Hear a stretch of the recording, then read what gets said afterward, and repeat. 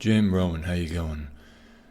History time again, picking up where we left off in July of 2008. No, I would usually say 2008. But as always, let's take stock of what we're up to, because there has been, unlike the last podcast, there has been a few title changes in the last month that we covered. The Iwgp Junior Heavyweight Championship is now around the waist of Tiger Mask, entering his fourth reign on the 8th of July after defeating Prince Devitt in the title tournament that followed Inoue vacating that championship to move divisions to the heavyweight division. The IWGP Junior Tag Championships have also recently changed hands. Minoru and Prince Devitt of Rise defeated Akira and Jushin Thunder Liga on the 21st of July to become the champion together. The Heavyweight Tag Championship is still on MVP, Togi, Makabe and Toru Yano, who have held on to those since February this year. And the IWGP Heavyweight Championship is still on Muto, who defeated Nakamura back in April. Last defended the title on the 21st of July against Nakanishi, successful there, of course.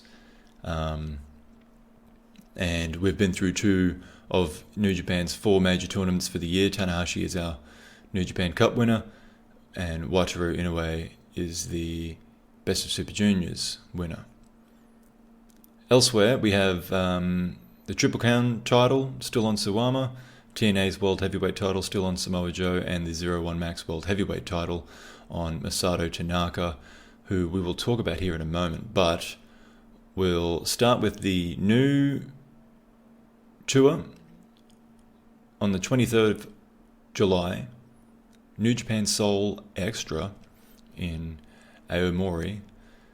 We had No Limit, Naito and Yujiro picking up a win over Okada and Yoshihashi. Bernard and Rick Fuller go back to winning ways, defeating Nakanishi and Hirasawa. Tenzan Taguchi, Tiger Mask beat Gedo Jada and Honma. Riki Choshu, Inoue and Nagada beat Anderson, Iizuka and Makabe. And the Rise, a very strong Rise combination of Hiroki Goto and Shinsuke Nakamura defeat Ishii and Toru Yano.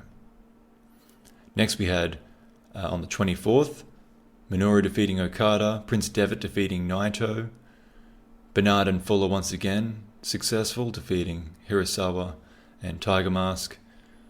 There was a Great Bash heel team that won over Tenzan, Taguchi and Yujiro.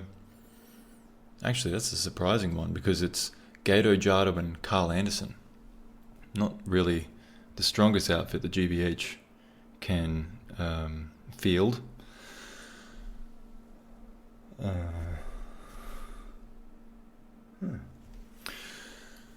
And sorry, just checking my messages. That was we had two more matches. There was a Nakanishi Inoue Nagada team defeating a Rise team, and then a Legend team defeating a GBH team. Not particularly interesting there. But to switch promotions here, on the 27th of July 2008, Dragon Gate held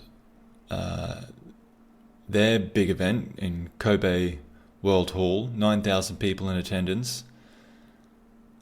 And I posted about this on Reddit recently. The Open the Dream Gate title, which is the top title in Dragon Gate, there was a match between Shingo Takagi and BXB Hulk that went an hour-long draw. And that was supposed to be a number one contenders bout for that title, which was held by CIMA.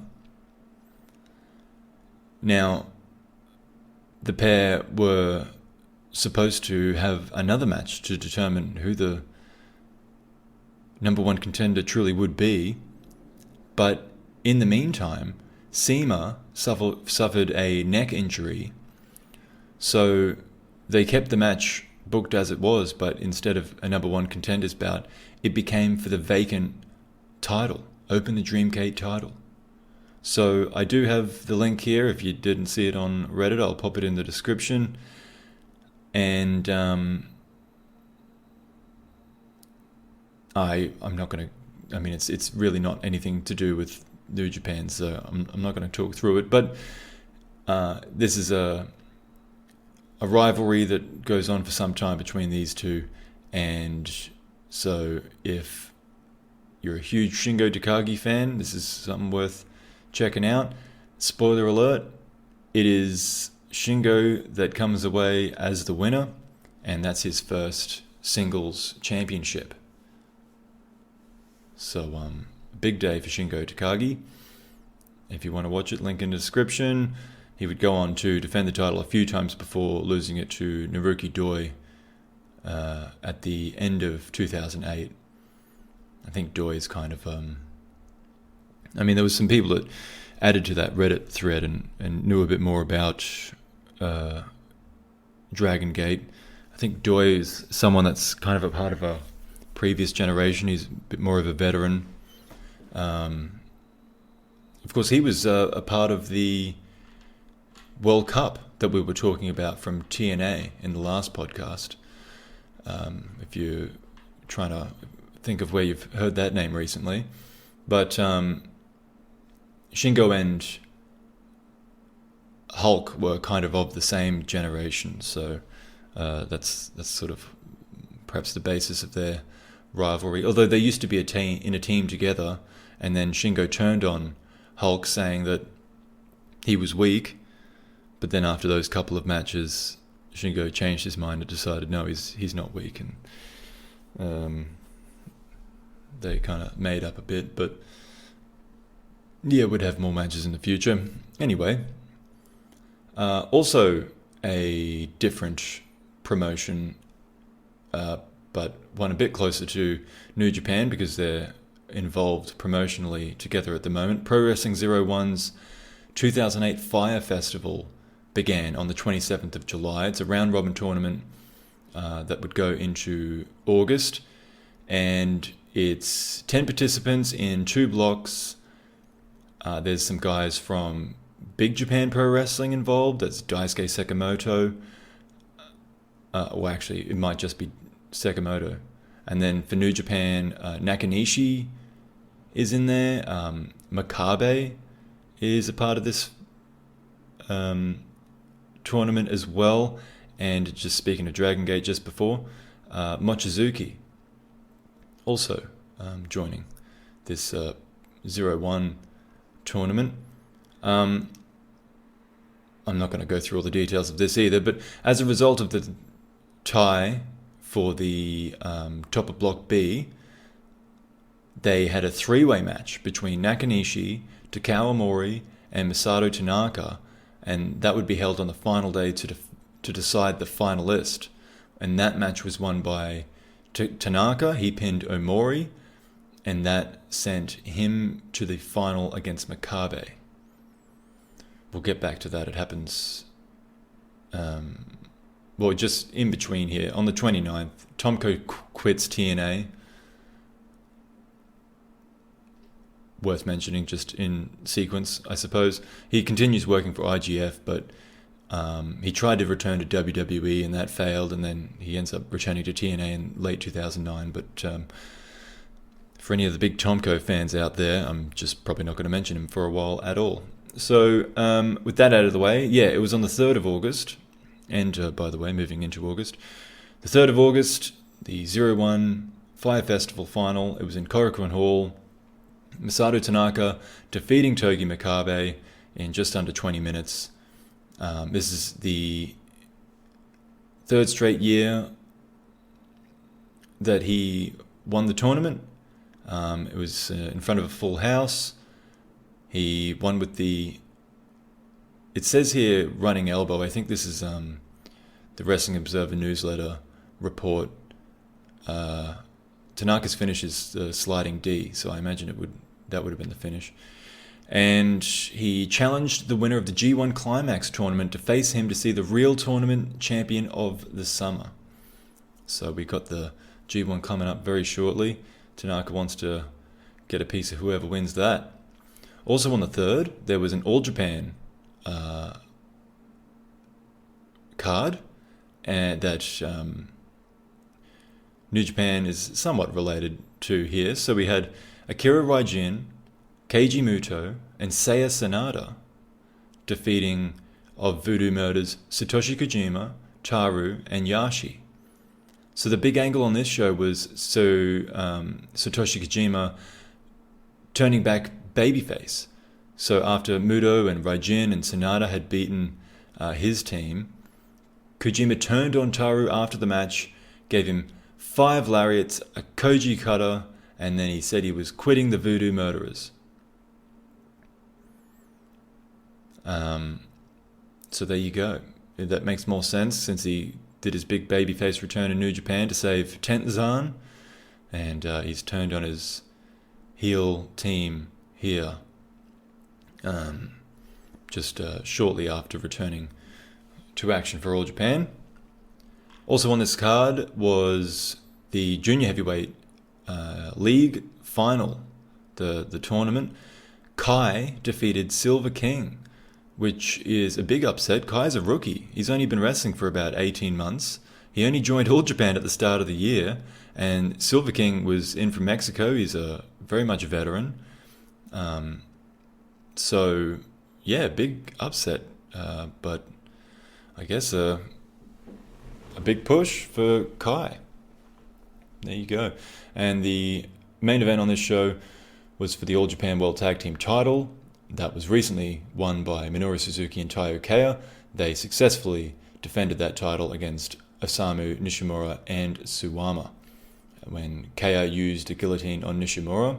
And then after the match, Kea asked Hase, who's the figurehead PWF president, for a shot at Suwama's title. PWF title, by the way, just that's one of the 3 belts, I believe. And Hase agreed to the title shot. So they'd pushed that Suwama was going for 5 belts. Oh, here we go. It does explain it here. The Triple Crown is the 3 titles dating back to the 80s. So yes, I was right. The PWF is one of them. And then there's the International title and the United National title. And then, of course, the tag titles are a combo of the PWF World Tag Team titles and the NWA International Tag Team titles. So when you're tag champion in All Japan, you hold 2. Each guy would hold 2 belts each. So that's what they mean. He was going for 5 belts. He would have had 5 belts on him, being the Triple Crown champion and being a tag champion. So that's 5 belts total. But he failed. So now Kea instead, since he's got 2 belts already, and if he defeats Suwama for the Triple Crown championship, he'll be the 5 belt guy. That's the idea there. Okay, back to New Japan. And the beginning on the 9th of August 2008 of the G1 Climax 2008. Heroes of Supremacy is what their tagline is. And they begin in Nagoya.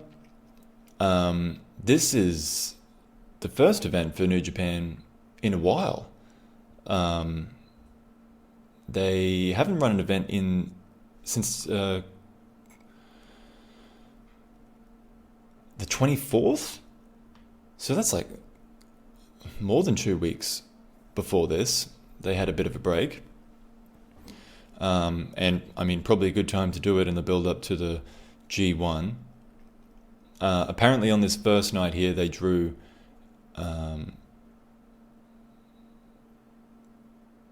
just a bit over 8,000 people. So pretty big draw for the opening. It was said to be good business according to the Wrestling Observer newsletter. And the finals at Sumo Hall, which is upwards of 10,000, are apparently already sold out. So, yeah, it's business is starting to pick up a bit again here, which is good to see. Of course, the G1 is a pretty good indication of how business is going. It's certainly the biggest tournament. Of course, the Tokyo Dome show is the biggest event. Those haven't been, super impressive in terms of the business they've done recently, but there's good business here that is hopefully showing that New Japan's on the uptick. Apparently part of the promotion for this G1 was that they were pushing the idea that no foreigner has ever won the G1. The only foreigner entering this one is Giant Bernard. So, and I mean, they're not too afraid to give Bernard a push. I mean, he's usually thereabouts, but it's also not just foreigners, but I guess people foreign to the company as well. No one outside of New Japan has won, because they've got Kojima entering from All Japan, and Kawada is now with Hustle, and Otani's from 01 Max, and Yoshi from Tradition. They're all kind of New Japan, except for Kawada. He's definitely a All Japan guy, but the others all kind of came from New Japan. But still, they're not currently with New Japan, so it is a bunch of guys from around the place, and it's never been someone from outside the company that's won the tournament. So maybe not the novelty they're trying to make it seem, especially since Kawada's 10 years ago, that would have been a big deal, but now not so much. Anyway,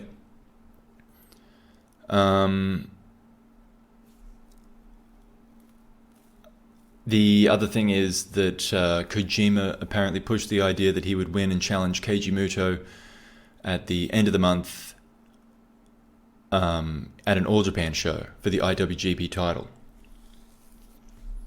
But, okay, let's get into it. Before the blocks began, we had Naito and Yujiro defeating Okada and Yoshihashi. But no surprises there. Let's look at the blocks first. Surely I wrote those down somewhere. No, perhaps I didn't. I'll just bring it up.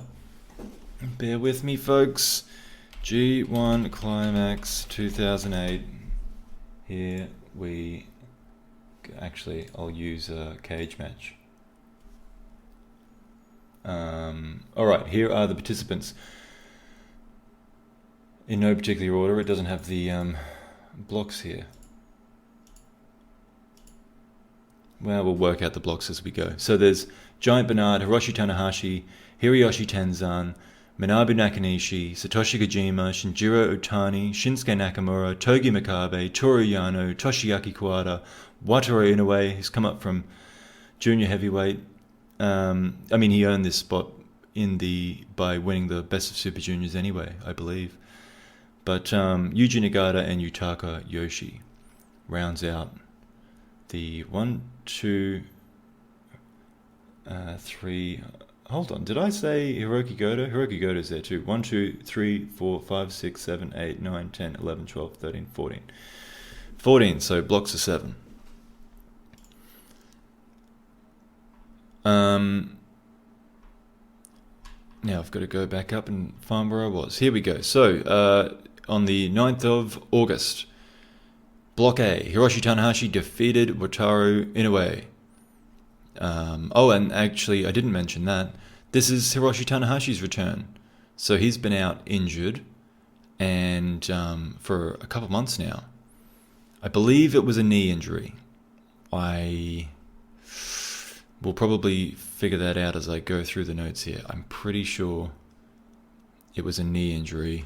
I'm sure I've talked about it already if you're following along with this. But anyway, Tanahashi picking up the points early. He won with the Texas Cloverleaf, so via submission. In Block B, Yutaka Yoshi defeated Toru Yano with a Dragon Sleeper, so that was also by submission. In Block A, Shinjiro Otani defeated Nakanishi, which is a bit of an upset, considering Nakanishi had a pretty strong singles push lately. I mean, leading to that title shot he just had, but then again, that's over now, so they, I mean, that's also pretty common in fairness, that they call the guys off after they've built them right up. Apparently Otani did a lot of chops to the shoulder, which is a trademark of Shinya Hashimoto. I don't know exactly what the relevance there was, other than, I suppose, the fact that he's representing 0-1 in the tournament. Perhaps that's why. Back in Block A, Giant Bernard picked up the points against Satoshi Kojima. That was by pinfall. Block B, Tenzan defeated Kawada. And finally, Block B, Nakamura defeated Yuji Nagada, which of course is a rematch from one of last year's semi-finals, when Nakamura got a shoulder injury that needed surgery. So part of this match was Nagada kicking the crap out of Nakamura's shoulder. But Nakamura won this one with an armbar, so also by submission. We'll change gears just briefly. TNA held their Hard Justice pay-per-view on the 10th. I think I've just put this in here because of how ridiculous it is. So there was a black tie brawl and chain match wherein Jay Lethal defeated Sonjay Dutt. The Canadian Online Explorer writer, John Pollock, noted that the fans in attendance started chanting "Fire Russo" during this match. And there was, I guess it was a bunch of weapons, because that was just the whole pay-per-view, it seems. The next match was a New Jersey street fight. Christian Cage and Rhino defeated Team 3D, Brother Devon, Brother Ray. And then there's a last man standing match where AJ Styles defeats Kurt Angle. Angle did a flip dive off the entrance ramp onto Styles, but then the finish was that both men were standing on the top rope. Styles brought Angle back in with a DDT from the top rope to the floor. Then Angle couldn't answer the bell from that. Of course, he's just come back from injuring his neck, so that sounds like a really scary bump for him to take. He was put on a stretcher. Styles, after Styles' then won the match, because it's last man standing match, so they reached the 10 count. And then Styles knocked Angle off the stretcher he was put in, gave him a suplex on the ramp. The lights went out. Sting comes out, gives Styles a Scorpion Death Drop, the reverse DDT, and then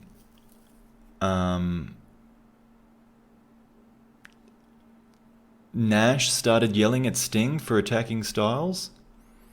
I don't know what that's about, but this is stuff from the Wrestling Observer newsletter. It got 4.25 stars, so it was still a pretty good match, despite what was happening around it and whatever the heck that stuff was after it. And then the main event was a 6 sides of steel weapons match for the TNA Heavyweight Championship. Samoa Joe defeating Booker T here. Of course, Booker T, the last time we talked about this, he stole the championship after Samoa just beat the crap out of him easily, it seems.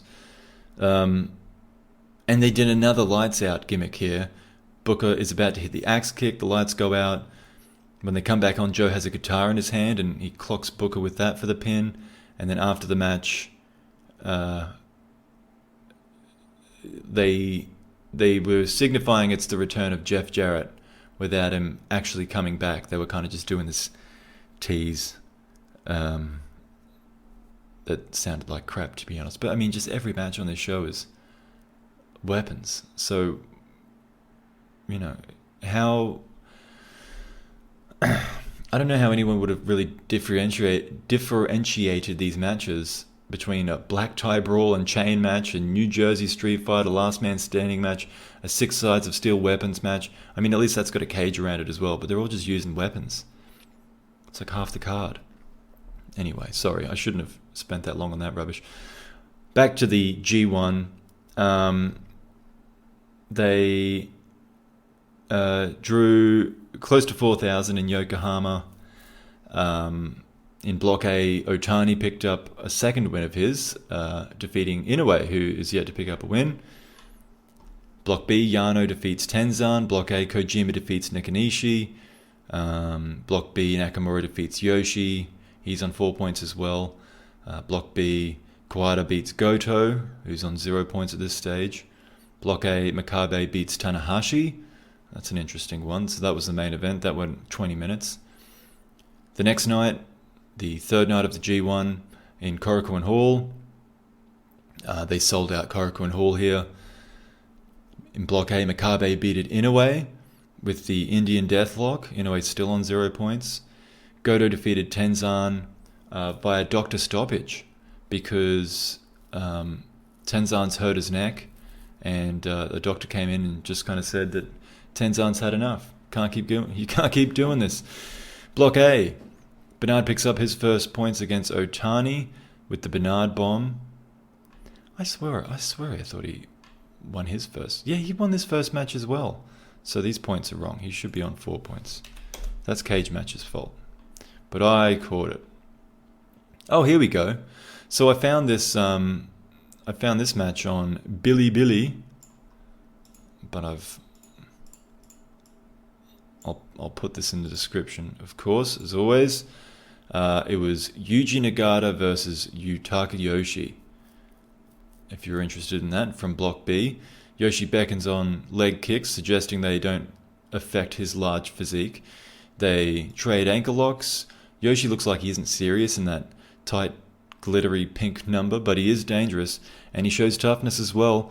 Nagata strings a few moves together on him, including a back suplex, but he still kicks out. And, I mean, Nagata wasn't able to stack it the way he usually does the first time, but then when he tries it again, he does stack it up correctly. Possibly due to the low center of gravity and quite a lot of gravity, let's say, that Yoshi possesses. Might have made it hard to stack him up properly, but he did do it the second time, and Nagata earns himself the pinfall win that way. Check that one out if you'd like.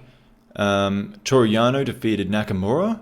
That's a bit of an upset there. Nakamura had him in an armbar, but then Yano, while he was in the hole, he kind of rolled up to cover Nakamura's shoulders, and they were counted down, so we got a bit of a surprise win there.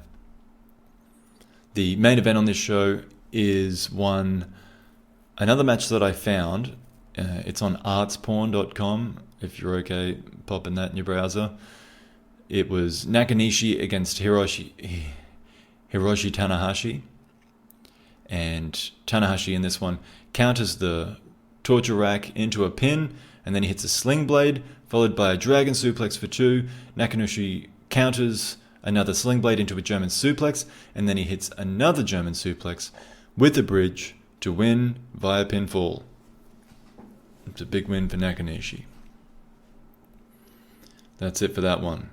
The fourth round, over 5,000 fans in Osaka Prefectural Gymnasium, saw Nakanishi defeat Bernard with a German suplex. Block B, Nagata defeated Yano with the back suplex. Block B, Yoshi defeated Goto with the splash off the top. Block A, Otani defeated Makabe with the spiral bomb in a match that apparently both of them bled in. I'm sure that was probably more to do with Makabe. Block A, Kojima picked up the points against Tanahashi. Tanahashi's having a rough tournament so far. And finally, Block B, Nakamura defeated Kawada with a Tiger Driver, which is revenge for his match at Wrestle Kingdom in 2007, right? The first Wrestle Kingdom. I think he faced Kawada. The fifth round, still in Osaka, drew over 5,000 fans again, so they're doing well in Osaka. Block A, Kojima defeated Inoue. Inoue's still on 0 points here. Kawada defeated Yano. Nakanishi defeated Makabe. Nagata defeated Tenzan with the Nagata Lock 4. Bernard defeated Tanahashi. Once again, rough go of it for Tanahashi at the moment. And then there was this special match. Kurt Angle and Masahiro Chono defeated AJ Styles and Shinjiro Otani. Angle made Styles submit to the ankle lock. I suppose there might have been a negative feeling about the fact that the show that Angle and Styles were on here drew the same as the show the night before without them on it. So, I mean, sometimes it's a bit easier to draw on the first night and, people see it the first night. They don't need to come back the second night. So maybe that played a part in it, but, they were announced ahead of time. So if people only wanted to go to one show, you would think maybe they would go to this one. Just seems like Angle and AJ maybe aren't the draws in Japan that they might have hoped they were. But after this bout, Angle said that he wanted to team with Chono and win the Iwgp tag team titles with him. That'd be interesting. And then Goto defeated Nakamura, which is a big win for Goto. Of course, they're usually tag partners. They're both a part of the Rise faction. Goto kind of beaten his leader there, so that's an interesting one. Just to jump away quickly from the G1, on the 15th of August, IGF held a show in Sumo Hall in front of just over 7,000 fans.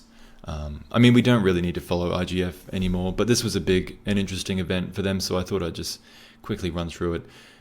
Eric Hammer defeated Alexander Otsuka by KO. I don't know who those people are, or those people. Tomco, he's still on these shows. He defeated Danny Iguazu. Bobby Lashley defeated The Predator. Naoya Ogawa defeated Montana Silva. Rob Van Dam, in a three-way match, defeated Kendo Kashin and Necro Butcher. It was an elimination match, so Kashin eliminated Butcher, and then Rob Van Dam beat Kashin. And the main event was Josh Barnett defeating Tank Abbott. Strange wrestling card. Okay, let's get back to it. It's the 16th of August, and they are in Ryogoku Kokujikan, the Sumo Hall. 8,500 in attendance for the kind of the second last day of the G1 Climax. So Block A, Inoue picked up his first points of the tournament, defeating Nakanishi with the triangle lancer. And whilst this doesn't really make much of a difference for Inoue, this result does knock Nakanishi out of the running for the finals. In Block B, Goto defeated Toru Yano with a shoulder breaker, kind of coming up out of nowhere. Goto on 6 points now, because he had a pretty lame start to the tournament. Still in Block B, Yutaka Yoshi defeated Tenzan, who is still just on 2 points, so not looking good going into the finals. Tenzan, well, he's not going to be part of the finals. He won with a splash there, Yoshi. Block A, Makabe defeated Bernard, so they are both on 6 points now. That was due to outside interference from Honma. And then Makabe hit his King Kong knee drop. We had an IWGP Junior Heavyweight Tag Team title match. Minoru and Prince Devitt defending their titles against the previous champions, Akira and Jushin Thunder Liger. Now, I did find this one on Bilibili as well, so link will be in the description. Minoru has to kick out of a shote, a top rope splash, and then a brainbuster as the challengers combined brilliantly. He nearly sneaks a pin on Liger, then begins his comeback while Devitt is occupied by Akira on the outside. They're all involved in the final sequences, and it's a rapid pace, as we've come to expect from these guys, the champions in particular. Devitt hits a gutbuster on Akira to put an end to the action. That movie calls the Shingada Prince's Throne. And Minoru made the pinfall count along with the referee, just kind of rubbing it in. So the champions retain. There's a presentation ceremony that the challengers wait around for, and they shake the extended hands of the magnanimous champions as well. So, yeah, the titles stay on the Rise boys, the Prince. We have next in Block A our first time limit draw of the tournament. Kojima and Otani both ending on 7 points as a result of their draw. I shouldn't say end. The block matches aren't necessarily over, but that's what they're up to. There's one more night left. Kawada defeated Yuji Nagada, so they're both on 6 points now. That was with a running kick to the face, and that was the main event on this show. Actually, sorry, no. That was the last G1 match, but the main event was Kurt Angle and Shinsuke Nakamura defeating AJ Styles and Hiroshi Tanahashi. So, dare I say, a little bit more star power in this one. Angle pinned Tanahashi with an Olympic slam. And, this was apparently a pretty good match. I couldn't find it, unfortunately, but said to be pretty good. They don't think, once again, that the Americans really made a difference in terms of how many people they drew, but it also wasn't helped by the fact that IGF show was just held here the night before the one I just covered. So,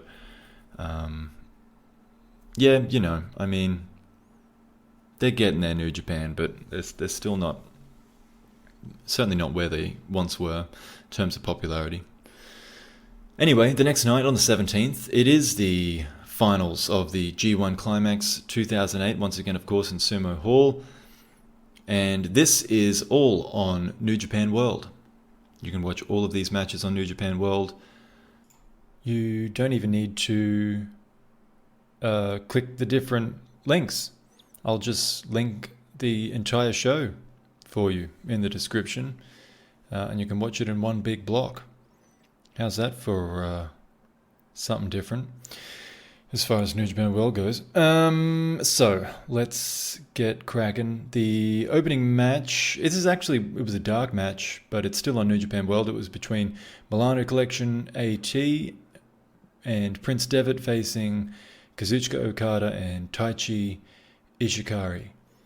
I think this is my earliest opportunity to see Okada in the ring. And of course he's dressed here like any other young lion. Taichi has his own gear though. He's a step up from that. He's got his own invisible dog as well to mock Milano. And the subject of this insult is not particularly impressed. But Devitt looks set to start the match after pushing aside Okada though. Taichi wants in, and he doesn't want to face Devitt. He wants to face Milano instead, but he doesn't get his way. I also made mention that Okada is in a distant last place here in terms of the pretty boy hair competition. But anyway, Milano does tag in, and Taichi comes at him aggressively. So aggressively, in fact, that the referee starts kicking at him to try and release Taichi from his control. Milano protests this method, but the referee holds his ground, providing Taichi a chance to attack from behind. That doesn't last either, though. Devitt tries to get in on the attack. Okada drops him by snatching at his ankle from ringside. Taichi takes a chance to pretzel Devitt around the bottom rope, tags in Okada, who goes for an early slam and cover. He eats a graceful Devitt dropkick, then succumbs to an airplane spin. Milano enters with a crossbody from the top, and Taichi stops his attack on Okada before Devitt takes out Taichi and Milano. Takes out Taichi. Milano lands a German suplex. That got him a 2 count. And then there's a kick to the face that follows, and that's what ends Okada's night. Milano pinning Okada. Taichi gets in Milano's face, but the ringside attendants quickly separate them to de-escalate the situation. Going back to my rating scale: terrible, bad, disappointing, fine, good, very good, great, special. Mouthful, that is. Just good, this one. I mean, obviously it's only an opener. so everything's rated on in relative terms. But interesting to see Okada. He's fun to watch. Taichi gave the match some menace. Devitt and Milano stayed cool and got the job done. From here, we have the final Group B matches, which will play a part in deciding who ends up in the tournament final. So just to give you an update, we've got in Block B, Tenzan at the bottom on 2 points, Toru Yano on 4 points, Yuji Nagata on 6 points, along with Yutaka Yoshi, Toshiaki Kawada, Shinsuke Nakamura, and Hiroki Goto. So that's 5 of them. 5 still potentially in the running. I mean, if you did all the maths, probably not all of them can still necessarily make it to the final.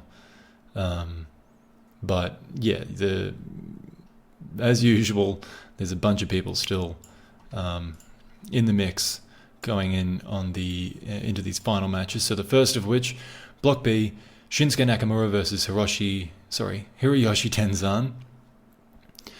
And of course, for Nakamura here, the G1 is representative of his first chance at earning his way back to the title after just recently losing to Muto. While Tenzan he's got much more personal matters on his mind to do with the GBH. But the former IWGP champion, well, they both are, but Nakamura in particular, back in trunks, and still doing his Naruto-looking prayer before entering the ring.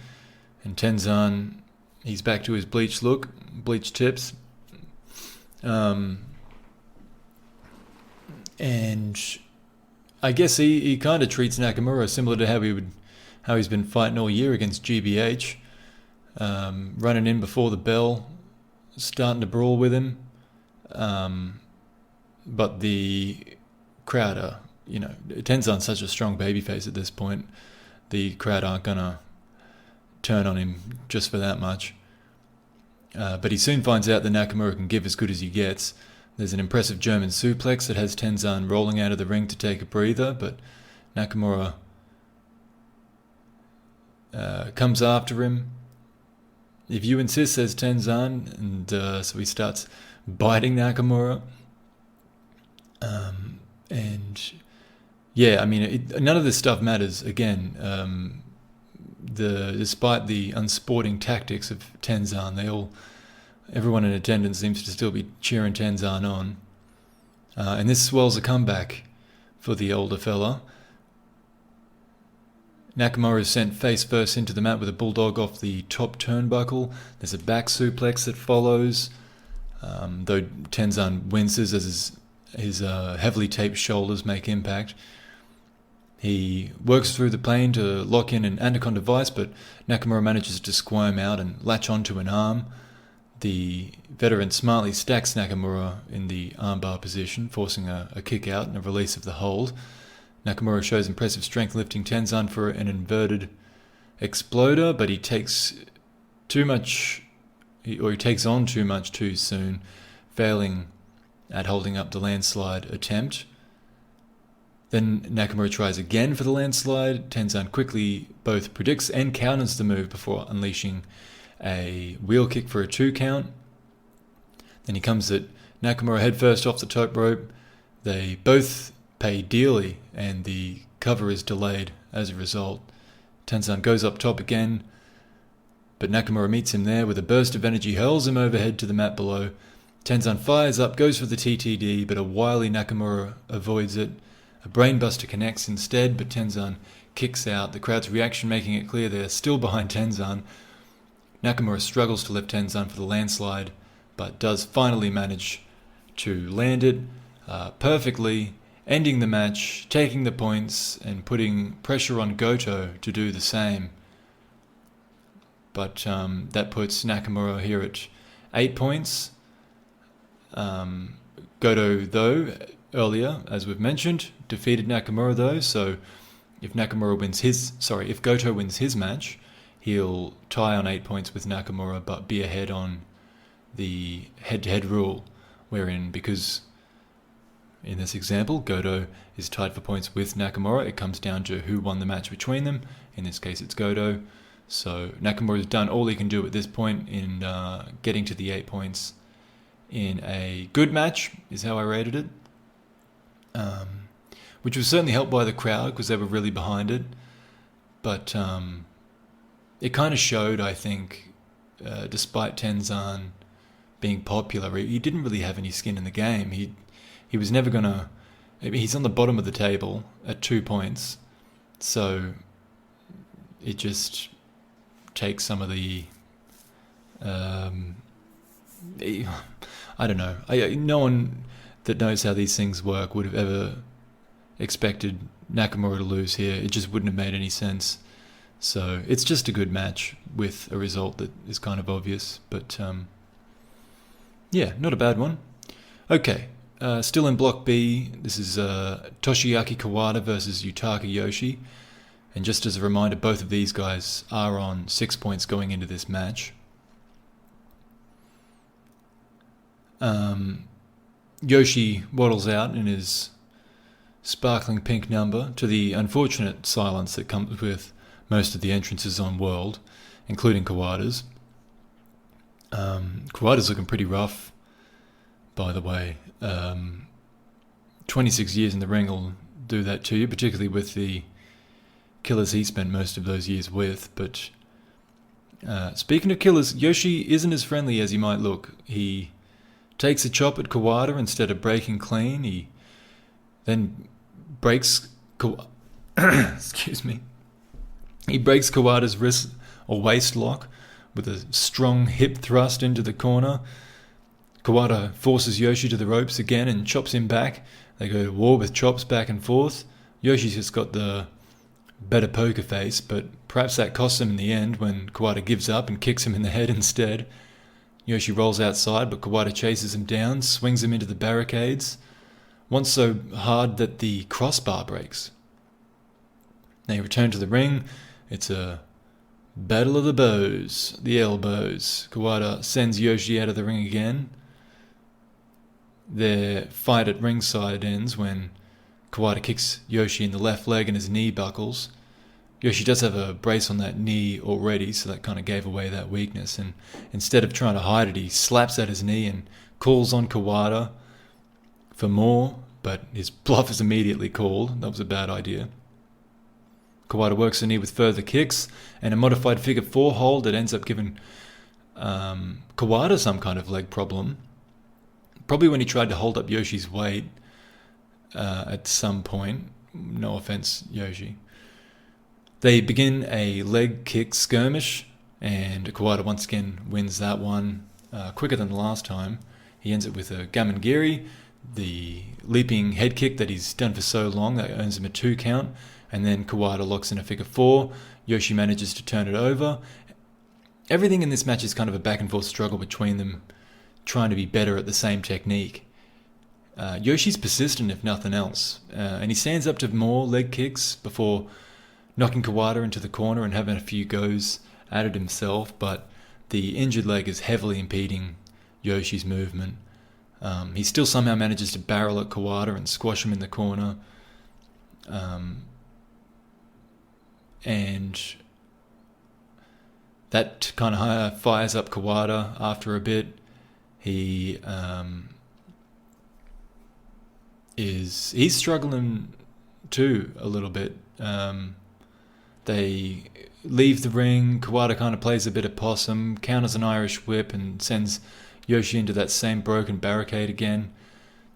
But then Yoshi bounces back the same way, or comes back the other way, not just flinging Kawada into the barricade, but hip-checking him through it. And then the ringside official has to help him squeeze back out between the bars. Back in the ring, they have their second wind. They're trading suplexes. Kawada's got his modified Dragon Sleeper on. Yoshi manages to fight out. The crowd are politely clapping at this point, kind of probably beginning to look at each other and wonder why this match is still happening. It's just going on and on. Kawada fights out of a Dragon Sleeper. and then kicks Yoshi, or kicks out of Yoshi Splash from the top rope. His nickname, by the way, the Flying Pink Tank, is certainly apt. That's impressive from Kawada to kick out of that move. Yoshi pinned a bunch of guys along the way with that.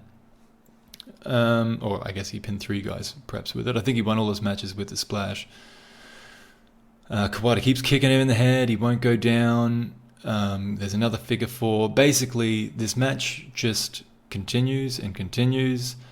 The announcer starts making the time limit calls in more and more urgent fashion, but it doesn't go anywhere. They both end the match on their feet, heavily breathing, as they've gone to a time limit draw, to which the crowd doesn't react at all.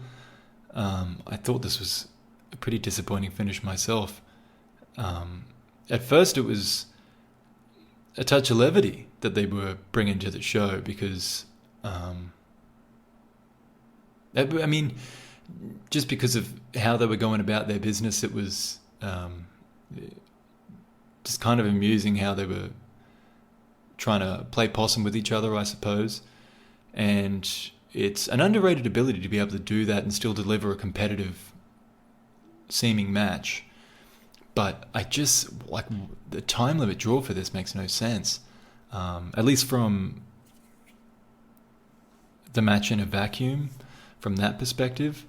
I don't know what future or history these two necessarily have in their respective promotions, but I was kind of disappointed with this one.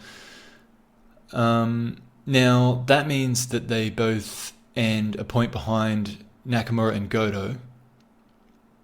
So, that's partly why, is that they needed to finish behind those two. But, yeah, anyway. We'll keep going. The final Block B match here is between Nagada and Hiroki Goto. So once again, the reminder, Goto wins this one. He tops the group. Nagada wins this one. He does go to 8 points, but I don't remember whether he beat Nakamura or not. I am pretty sure he didn't.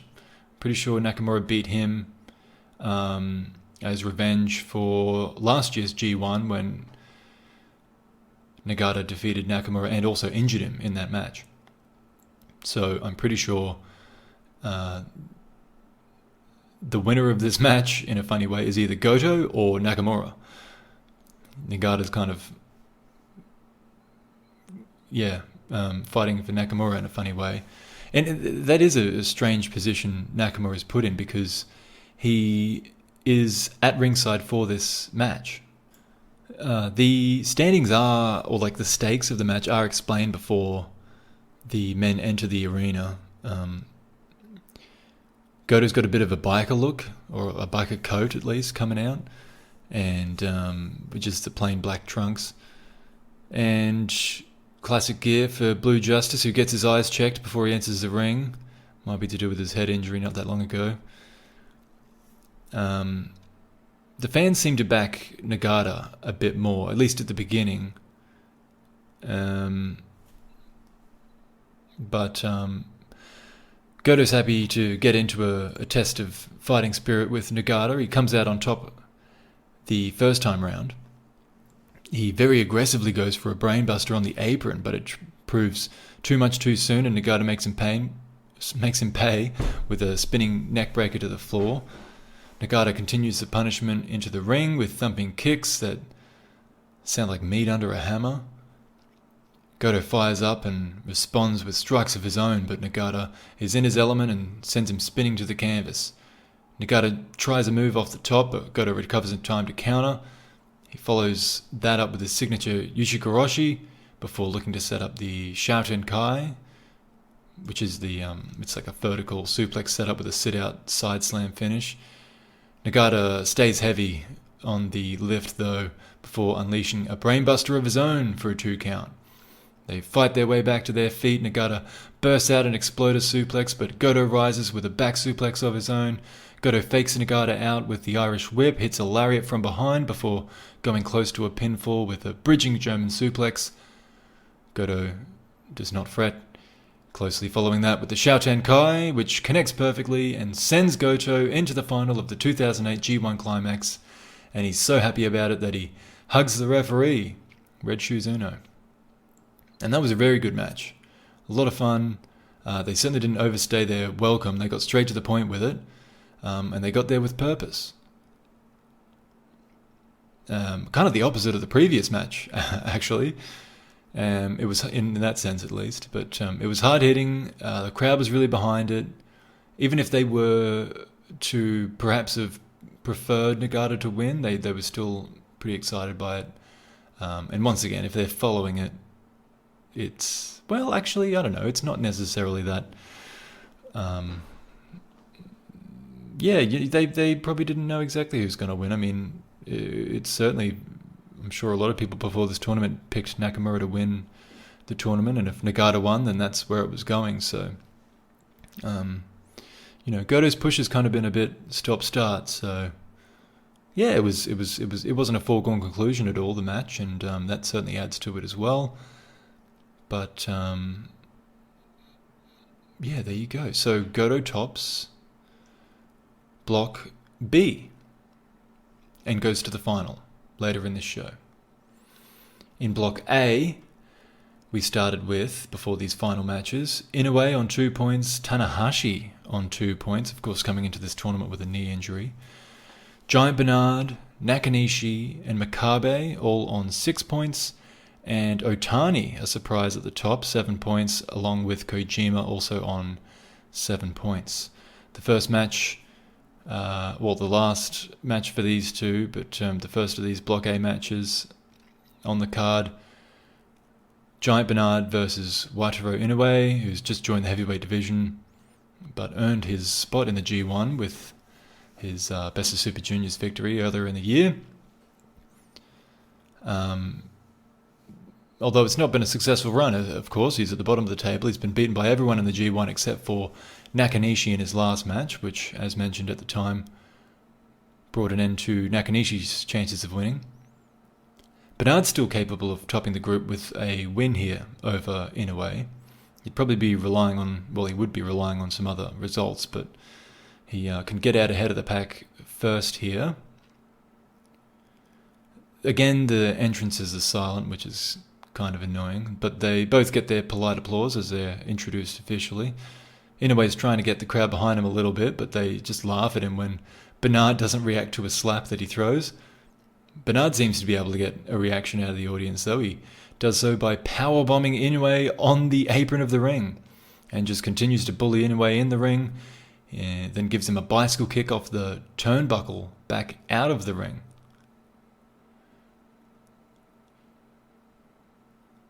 I'm just reading that back.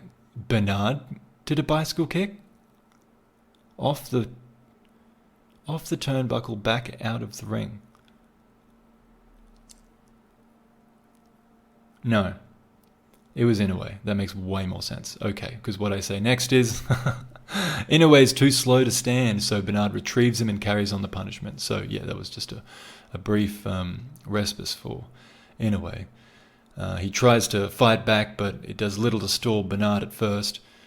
It takes a mammoth German suplex to give Bernard something to really think about, and then Inoue stays on top of him, following up with a spear, then diving outside when Bernard tries to take a breather.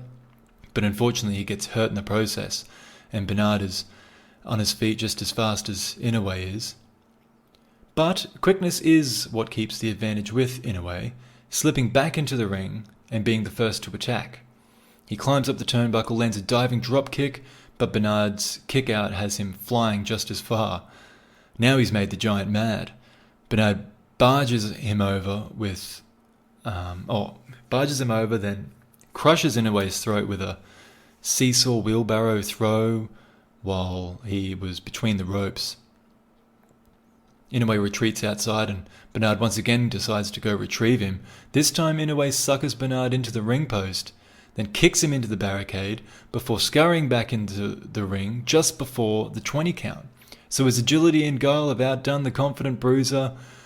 Bernard has been counted out, and Inoue takes the points, having beaten the two biggest guys in his group. As probably the smallest guy. Otani would be the other one, but yeah, that's kind of the story played out for Inoue's first G1. He gets up on the turnbuckle to celebrate, and Bernard bashes his head off that same turnbuckle, but he can't wipe the smile off the unexpected winner's face in what was a good match. It allows Bernard to play the monster, and he does that really well. Inoue was almost adorable in that no one really saw anything in him and didn't expect him to win. So it kind of brought out this true underdog feeling that the match took on. And while he kept trying to fight Bernard off, it just never really looked like it was going to work. So just as Bernard got too confident and became a bit complacent, he was tricked and foiled, and it really felt like it came out of nowhere. The finishing kick itself was a little delayed and took away from the urgency, but I thought the story was still great, even if the finish was a little imperfect. And the crowd appreciated the upset, so it was a fun one. Okay. Of course, that means that neither of them will affect the finals. However, Shinjiro Otani versus Hiroshi Tanahashi is next. Tanahashi, of course, has had a tough tournament and will not play a part in the final, but Otani with the win here can. Now, despite Tanahashi's poor form, he does appear as confident as ever coming out for this match. Otani looks happy to be there, but not in a bad way. And the people appreciate him being there too. Having said that, the reaction for Tanahashi I felt was slightly louder. Whose tights are really cool. They're kind of black with the gold patterns and symbols. Otani's got a bit more of a retro look with his solid red and black spikes on his trunks there. Tanahashi underestimates Otani a little bit at first, and Otani makes sure the young fellow knows he's there. They go back and forth in a slapping war. Otani is almost toying with him. Tanahashi comes back though with an elbow that keeps Otani grounded, with dropping attacks, and then there's a lock on his legs. Otani fires back by targeting Tanahashi's bad leg, or bad knee, and the roles are not only suddenly reversed, but Tanahashi's in a lot of trouble. The crowd cheer as Otani throws Tanahashi into the corner to give him a wash, the face wash that is, with his boot. Tanahashi catches it the second time round and swings into a defensive dragon screw. Tanahashi takes too long gesturing on a senton. Once again, his senior teaches him a lesson, first moving out of the way, then drop kicking him off the turnbuckle itself. Otani shares a strong dragon suplex with Tanahashi, and he's more than aware. Tanahashi counters the first one, but eats it the second time. They both power out, but Tanahashi hits a sling blade and is shocked to see Otani spring up from that too. Otani proves he was posturing somewhat by hitting a kick to knock Tanahashi down and then taking the chance to have a rest of his own.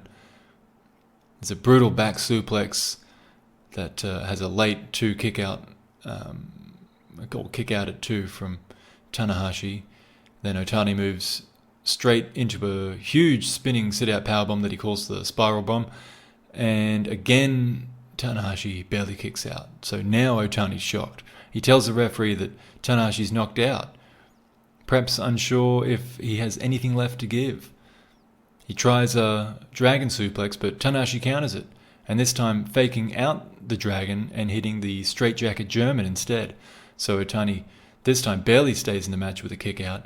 Tanahashi rolls him over, stumbles up to the top turnbuckle, but up pops the old man again. He tries to throw Tanahashi down, but is out-muscled and power-bombed. And then a 12-6 follows, which is Tanahashi's sit-out fisherman slam. And when Otani kicks out of the pinfall then, that's when Tanahashi goes back up to the turnbuckle, hits the high fly flow, and this time Otani stays down, and at least Tanahashi was able to finish the tournament with a win, taking Otani out of the running. I guess it depends on his result against Kojima. I don't remember that, but Tanahashi going up to 4 points, somewhat respectably. After a very good match, I rated it very good, and it flew by. It was again, it just had a really good story of the veteran teaching that cocky youngster a bit of a lesson and showing there's plenty fight left in the old dog. And at the same time, it brought out the fight in Tanahashi, who showed grit and determination to survive the pressure piled on him at one point, forcing him to make the right decisions when it counted. Examples I would point to include like the teasing of the Dragon Suplex the second time to throw Otani off. And I mean, he doesn't use the 12-6 very often, so that kept Otani guessing. And it was a strong finish, which is always important, with a tremendous mid-air rotation on the high fly flow. Very, very fancy. So that's it for that one. And the final group or block match is Satoshi Kojima versus Togi Makabe. Kojima on 7 points, Makabe on 6 points. So it comes down to this. The winner of this match will be the finalist that faces Hiroki Goto in the 2008 G1 Climax final. So, and once again, this is explained before the match that the winner will become a finalist. That final will take place later in the night. Kojima receives a big reaction for his entrance into the arena with his fuzzy orange shoulder pads. Quite the fashion statement. And yeah, because he's got his Led Zeppelin entrance music, or I don't know if he has the rip-off at this point, but either way it's silent, so I don't know. We can only assume that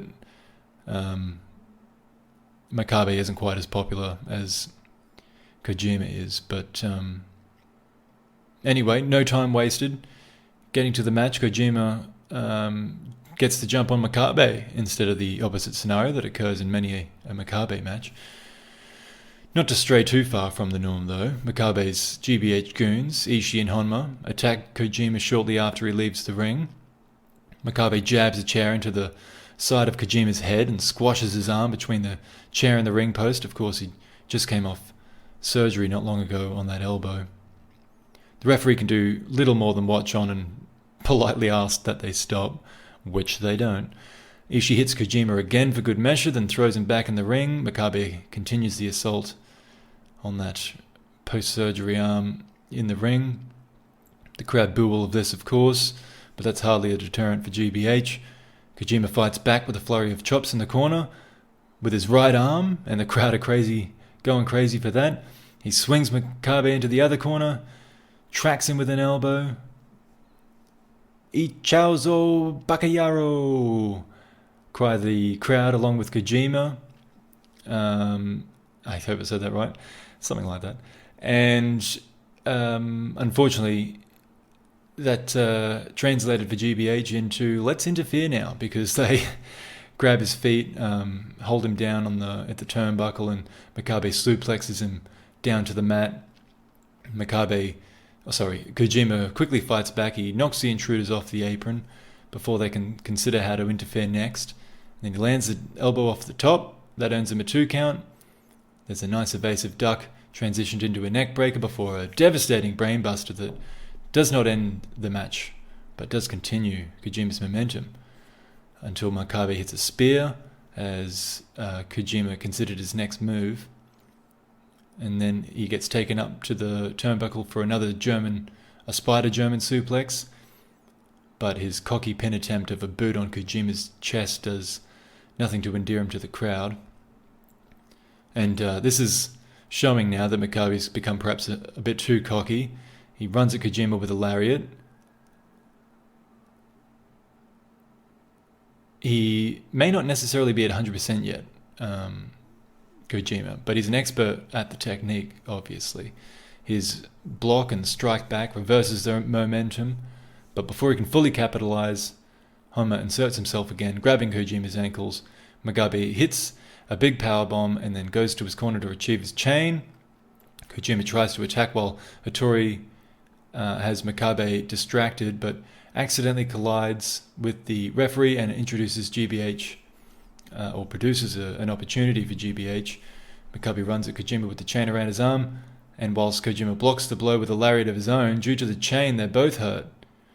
Honma and Ishii attack when they both cop lariats, as does Makabe moments later, but the referee's still down. Kojima tries to wake him up, but then Taru runs in to take advantage of his former partner. He hits Kojima with a chair.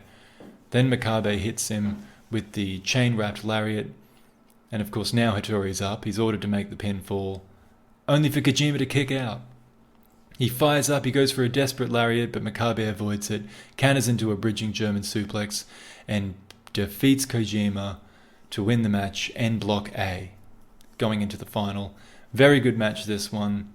Of course, a personal element to it. Even though Tenzan wasn't at ringside, Kojima and Tenzan have reunited.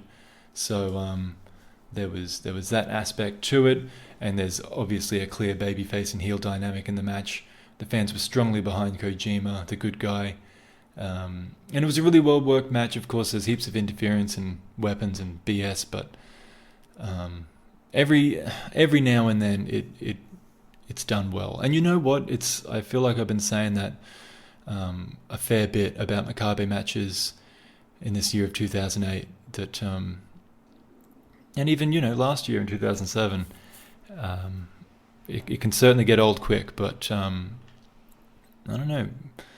Yeah, I guess perhaps it's more telling of how good the baby faces are, but they're not always bad. A lot of these matches that they do are pretty good. Now, there was a match in between this match and the final. Nakanishi, Taguchi, Naito, Tiger Mask, and Yujiro took on a GBH team of Gato, Jado, Anderson, Iizuka, and Yano. So, this, of course, just to break up the G1 matches before the final, give Makabe a chance to rest. And GBH's entrance into this match is a fearsome one. Takashi Iizuka leads the pack with his iron glove tucked away in its sleeve, and the rest of them, they really give off a gangster vibe as they come out. I notice Anderson's got his machine gun pantomime routine going now, which must have been a quite recent thing. He's kind of gone over the top with the cigar and fedora, though. It's a bit cheesy, but he tries to get the announcer, by the way, to flinch. But the response is just confusion and a subtly dismissive look, which means Anderson regrets it immediately, as per his face. But the rest of them play it cool. Also, actually, I noticed Naito cut his fringe too short. He looks a bit funny.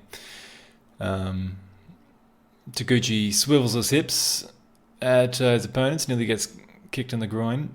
Nakanishi is the only one that even gets some kind of polite applause. I think everyone in the crowd knows that this is a bit of a piss break, and they very much treat it that way. So Nakanishi and Yano start trying to return a few people to their seats, but then Yujiro tags himself in. Even though Nakanishi extended his hand, so there was really no need for that, but Yujiro decided to bury Nakanishi. And then Yano tags in Carl, who yells out "machine gun" because that's what people do when they're in a fight. And the fans actually, at least he gets a reaction, because the fans laugh when he does his pantomime routine again. They just think he is a dork, but I don't know if that's the reaction he's going for. It kind of is. He's a bit tongue-in-cheek, I think. But Jado and Naito get in. They're a bit more serious. Gato and Tiger Mask, though, they draw the crowd in. They finally get some reactions. And then Jado jumps back in. Taguchi musters some offense there, but gets dropped by Yano when he stops to pose. And then the match breaks down a bit there. Taguchi gets held by Anderson and is struck by Iwgp with the chair, so the GBH stuff starts. Yano distracts the referee and then puts his little mallet to use on Taguchi without the referee's knowledge. And the crowd gasp as when Yano goes to get rid of the mallet, he flings it over his shoulder straight into the crowd. Iwgp chokes Taguchi. There's a neat rebound into the corner that knocks Anderson down and allows Taguchi to tag in Nakanishi. The crowd are into Anderson copping a beating with Nakanishi throwing around Mr. Mime with ease. But then Tiger gets involved. He dropkicks Anderson off Nakanishi's shoulders. GBH get back in. There's Anderson fights back with a really nice spinebuster on Naito. Tags in Yano. Then Yujiro's in, and he does some tag moves with Naito. Taguchi and Tiger fly out of the ring to delay the cavalry's charge. The crowd sense the end as Nakanishi enters with purpose soon after that, doing away with Anderson before racking up Yano. Iwgp forces Nakanishi from the ring and grabs a chair with bad intentions. Meanwhile, Yano takes control against No Limit, hitting a spear on Yujiro and a reckless German suplex on Naito. He finishes Naito with the Onikaroshi, which is his kneeling powerbomb, which he kind of lifts him into a spinebuster position as he does it. But that's so he gets the win there. But the fight continues with Iwgp throwing chair shots liberally at ringside, and the GBH guys reconvene in the ring, eventually standing tall as a group of cheats that they are. I rated this match fine. GBH matches like this are at a disadvantage just because of their nature and the fact that the referee's just got no chance to try and control the match. The crowd didn't care about the match at all, and there was no particular story to play out, so whatever. We'll move to the final. The G1 Climax 2008 final between Togi Makabe and Hiroki Goto. There is a delay for the ring crew to tidy up the mess that just occurred, but it allows a moment for the audience to anticipate the main event. Goto enters first, looking fresh and ready. He, of course, had the advantage of having the earlier match, though Makabe, in fairness, apart from the graze below his right eye, he appears fit, loose, confident. Too confident, if anything, though that could be due to all his friends being at ringside.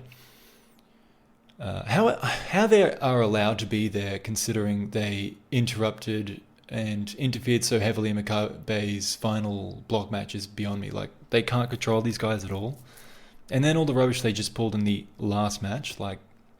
So the last two matches, they've proved an enormous menace, but somehow New Japan has not got the power to force a one-on-one match here. For a moment, it looked like Red Shoots was actually going to eject them, but it was just a stern talking to, I suppose, because they all remain as the bell sounds. Although, in fairness, there's members of Rise in Goto's corner as well. So the match is underway. Somewhat cagey to begin with as they feel each other out. Goto wins an early exchange, and a section of supporters heard chanting his name. Makabe becomes frustrated as this continues and retreats outside, only to be surprised by Goto's agility. He bounces out of the corner of the ring and flips over the ropes to knock Makabe down. Goto's unafraid to brawl with Makabe around the ring, and perhaps that was ill-advised when he cops a low kick, and then he's driven into the barricade. Goto walks past and drops a steel chair, which Makabe uses as a target after launching Goto off the apron. And he isn't subtle about his next action. He cracks Goto across the face with that same chair and inviting an exacting dressing down by Uno. But it's only worth so much. I mean, he still cracked him across the face, so probably more of an advantage than Uno's nasty words are a disadvantage. The crowd react unanimously as Goto's head his head begins to spill heavily on the floor below him, bursted open. His Rise teammates defend him and try to pep talk him into the right state of mind, but he's clearly not ready when he rolls back into the ring. Makabe punches at the wound, he gestures at the crowd, they rain down boos. There's blood that begins to not only cover the face of Goto, but his chest as well. Makabe throws him out of the ring again. Honma attacks, but Milano and Ko rush in to Goto's aid. Makabe threatens to attack, but Uno chases him off, and he's bleeding so heavily. Makabe greets him back into the ring when he eventually does return with a sleeper hold. And it's kind of a gruesome sight because Goto's eyes roll back and his face is just covered in blood. He somehow manages to scoot over to the ropes and break the hold, but Makabe's not worried. He's just having fun now. Goto tries to fight back, and Makabe rakes his eyes, the only part of his face that isn't red at this point. Honma jumps up with the chain, and Makabe wants to test the referee's patience. He hangs Goto over the ropes with the chain. Uno gives Makabe a karate kick to the back to stop him, and somehow it works, and the crowd cheer that. Makabe goes for the powerbomb, but Goto resists and eventually lifts Makabe over his back and then rebounds to knock him down with a lariat. He does it again. There's a dirty-looking Saito suplex that helps his cause too. Goto's found his second wind.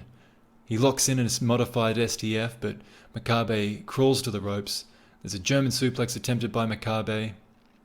A German suplex attempted by Goto, but Makabe grabs the referee and donkey kicks Goto low. And then he tries the spider German suplex and lands it despite Goto grasping at the ring post frantically. There's a big powerbomb that earns Makabe a 2 count. The pair collide with lariats. Makabe goes to the top rope with little rhyme or reason. And, well, actually, he was going for the King Kong knee drop, but Goto makes him pay for going up too early with a Ushigoroshi. He goes for the Shouten Kai, but Makabe counters with the bridging German, the same kind that finished Kojima, but Goto kicks out.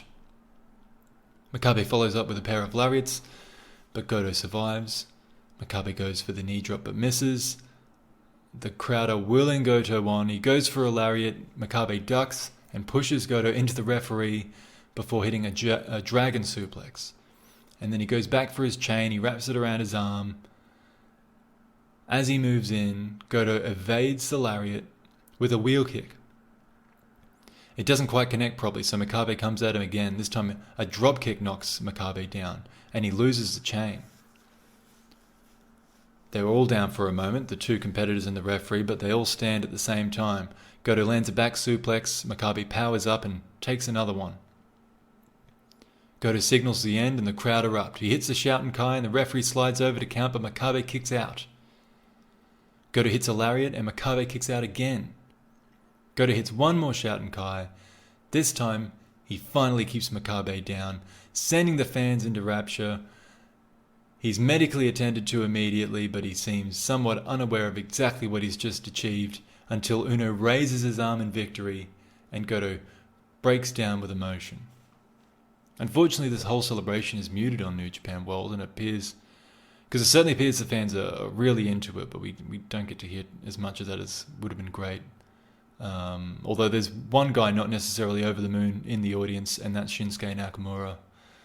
So, tension brewing between teammates there, but this was a good match. I